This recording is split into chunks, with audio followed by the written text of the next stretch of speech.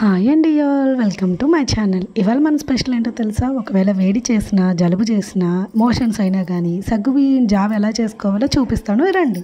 పదార్థాలండి ఈ సగ్గుబియ్యం, ఇలానే బెల్లం, కొంచెం వాటరు. తయారీ విధానం కూడా ఇలాగా కొన్ని నీళ్ళు తీసుకోండి. నేను ఒక గ్లాసున్నర తీసుకున్నాను వాటరు.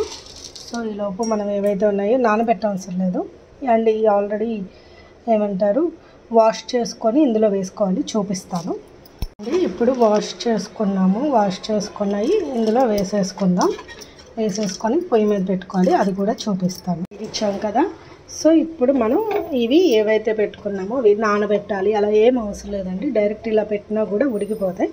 సో సగ్గుబియ్యం కాసుకోవడానికి ఫస్ట్ ఇట్లాగా మనం వాటర్ పోసుకొని సగ్గుబియ్యం వేసుకొని ఇట్లాగా సిమ్లో పెట్టుకోండి, లేదా కొంచెం మీడియం ఫ్లేమ్లో పెట్టుకోండి. నేనైతే ప్రజెంట్ ఒక 10 నిమిషాలు సిమ్లో పెట్టుకుందామని సిమ్లో పెట్టుకున్నాను. నెక్స్ట్ ఏం చేయాలో చూస్తాను. ముందు ఇవి ఉడికిపోవాలి, సగ్గుబియ్యం అనేది ఉడకాలి. మా చాకుగాడు చూసారా ఎలా అరుస్తున్నారో, వాడంతే. బెల్లం వేసేది మిస్ అయ్యాను. సో బెల్లం వేసి ఇలా తిప్పుకొని ఇలా అయినాక ఆఫ్ చేసేయాలన్నమాట. సో నేను ఆ వీడియో మా ఆయనకి ఇవ్వాలన్న హడావుడిలో తీయడం మర్చిపోయానండి. మళ్ళీ రేపు ఇంకొక వీడియోతో వచ్చేస్తాను.